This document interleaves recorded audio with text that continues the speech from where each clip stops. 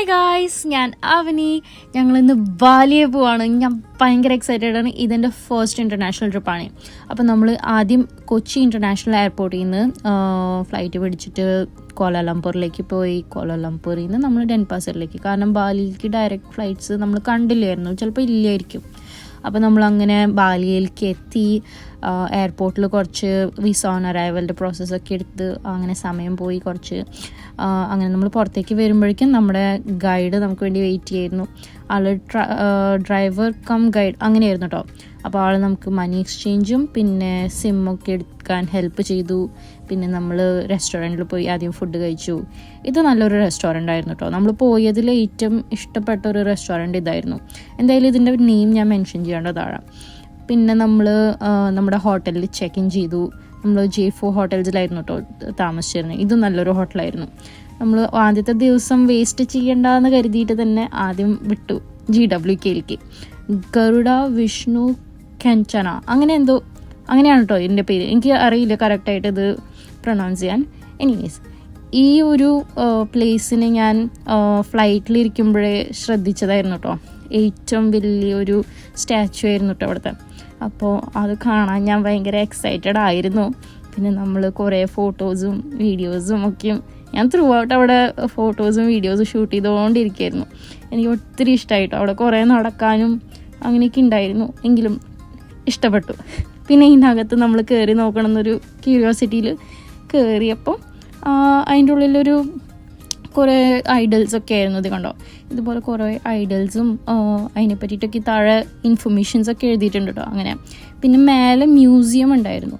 അപ്പോൾ അവർ പറഞ്ഞതായിരുന്നു കേട്ടോ, മ്യൂസിയം പിന്നെ പേ ചെയ്തിട്ട് അവിടെ മേലേക്ക് പോയിട്ട് അങ്ങനെ പ്രത്യേകിച്ച് ഒന്നും ഇല്ല എന്നാണ് അവർ പറഞ്ഞത്.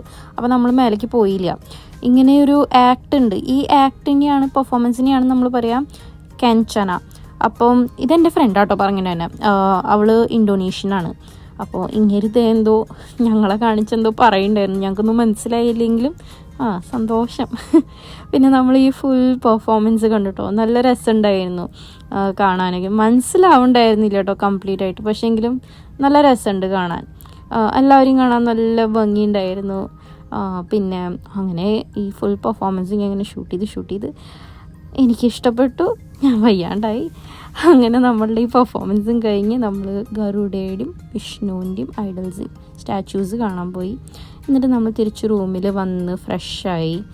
പിന്നെ ഡിന്നർ കഴിക്കാൻ പോയി. ഇത് കണ്ടോ, ഇവരുടെ ഡാൻസ് കണ്ടിട്ട് ഞങ്ങൾ ഇവിടേക്ക് കയറാൻ തീരുമാനിച്ചു. അങ്ങനെ നമ്മുടെ ഫസ്റ്റ് ഡേ കഴിഞ്ഞു. ഡേ 2 നമ്മൾ സ്റ്റാർട്ട് ചെയ്തത് ബ്രേക്ക്ഫാസ്റ്റ് കഴിച്ചിട്ടാണ് കേട്ടോ. ഞാൻ മേക്കപ്പ് ഒന്നും ചെയ്തിട്ടുണ്ടായിരുന്നില്ല. നമുക്ക് ബീച്ച് ഡേ ആയതുകൊണ്ട് വാട്ടർ ആക്ടിവിറ്റീസ് ഉണ്ടായിരുന്നു. അപ്പോൾ നമ്മൾ ആദ്യം ബ്രേക്ക്ഫാസ്റ്റ് കഴിച്ചു.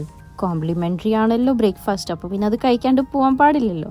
അപ്പോൾ നമ്മൾ നേരത്തെ ഇട്ട് ഫുഡൊക്കെ കഴിച്ചു. ഇൻസ്റ്റൻ്റായിട്ട് പാസ്ത ഉണ്ടാക്കി തരുന്നുണ്ടായിരുന്നു കേട്ടോ അവർ. അപ്പോൾ നമ്മൾ ഫുഡൊക്കെ നന്നായി കഴിച്ച് എത്തി തഞ്ചോങ് ബെനോവ ബീച്ച്. അവിടെ ഞാൻ വീഡിയോസോ ഫോട്ടോസോ അധികമൊന്നും എടുക്കാൻ പറ്റിയില്ല കേട്ടോ, സോറി. കാരണം അവിടെ എനിക്ക് ഫോൺ ലോക്കറിൽ വെക്കേണ്ടി വന്നു. പിന്നെ നമ്മൾ സെക്കൻഡ് പോയത് ഉല്ലുവാറ്റു ക്ലിഫ് ടെമ്പിൾ. നമ്മൾ ഉബൂദിൽ പോയിട്ട് മങ്കി ഫോറസ്റ്റ് വിസിറ്റ് ചെയ്യാൻ പ്ലാൻ ചെയ്യണവരാണെങ്കിൽ, കുറച്ച് ദിവസത്തേക്കൊക്കെ ഐറ്റിനറി ആണെങ്കിൽ ഇവിടേക്ക് വരുന്നതായിരിക്കും കുറച്ചും കൂടി ബെറ്റർ ഞാൻ സജസ്റ്റ് ചെയ്യുക. കാരണം ഇവിടെ നമുക്ക് മങ്കീസിനെയും കാണാം. പിന്നെ ഇത് കണ്ടോ, ഇത്രയും നല്ലൊരു വ്യൂ ഉള്ള ഒരു ടെമ്പിളും, അതും രണ്ടും നമുക്ക് 2 in 1 ആ ഒരു ഓപ്ഷൻ കിട്ടും. നമ്മുടെ ഡേ 2 പൂളിലും കൂടിയും കുളിച്ച് അവസാനിപ്പിച്ചിട്ട് നമ്മൾ ഡേ 3 ഇപ്പോൾ പരിചയമുണ്ടോ, ഇതാണ് ബാലി സ്വിങ്. ഇതിന് വേണ്ടിയിട്ടാണല്ലോ നമ്മൾ ബാലിയിലേക്ക് വരുന്നത്.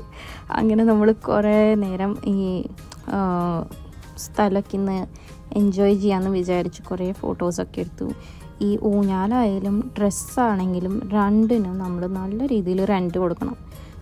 അങ്ങനെ ആ ഒരു സ്ഥലം ഫിനിഷ് ചെയ്തിട്ട് നമ്മൾ സെക്കൻഡ് എത്തിയതാണ് ഈ കിൻറ്റാമണി മൗണ്ട് ആൻഡ് ലേക്ക് ബട്ടൂർ.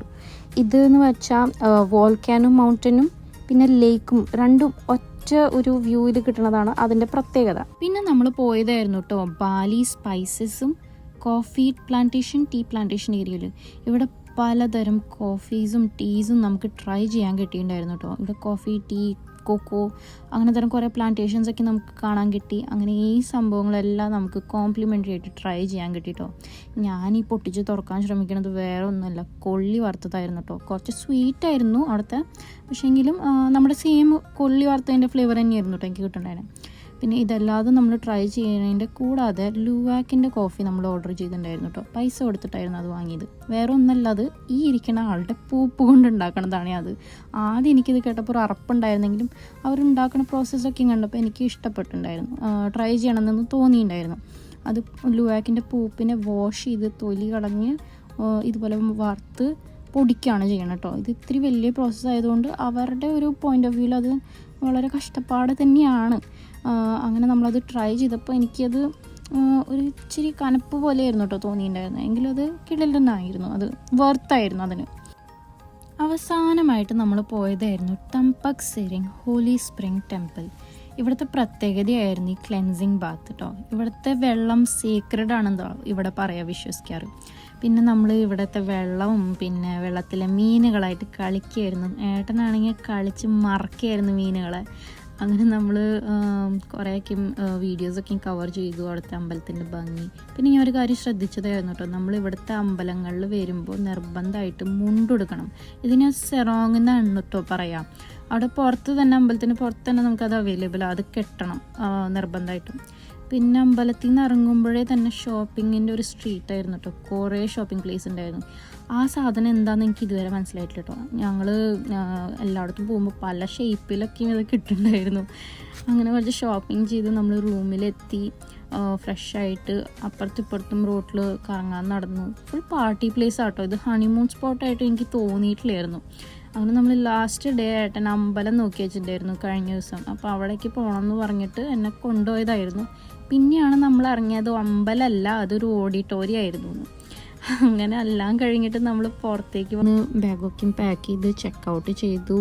അങ്ങനെ എയർപോർട്ടിലെത്തി തിരിച്ച് വരാറായി ഗൈസ്. അപ്പം അത്രയേ ഉള്ളൂ നമ്മളുടെ ഈ വീഡിയോ ഇന്നത്തെ. ഇതെൻ്റെ ആദ്യത്തെ വലിയൊരു യൂട്യൂബ് വീഡിയോ ആണ് ഗൈസ്. നിങ്ങളെങ്ങനെ അത് കാണുന്നു എനിക്ക് അറിയണമെന്ന് ആഗ്രഹമുണ്ട് കേട്ടോ. എന്തായാലും കമൻറ്റ് ചെയ്യണം നിങ്ങൾ. പിന്നെ വീഡിയോ ഇഷ്ടമായാൽ ലൈക്ക് ചെയ്യുക, സബ്സ്ക്രൈബ് ചെയ്യുക, ഷെയർ ചെയ്യുക. അത്ര തന്നെ. Thank you.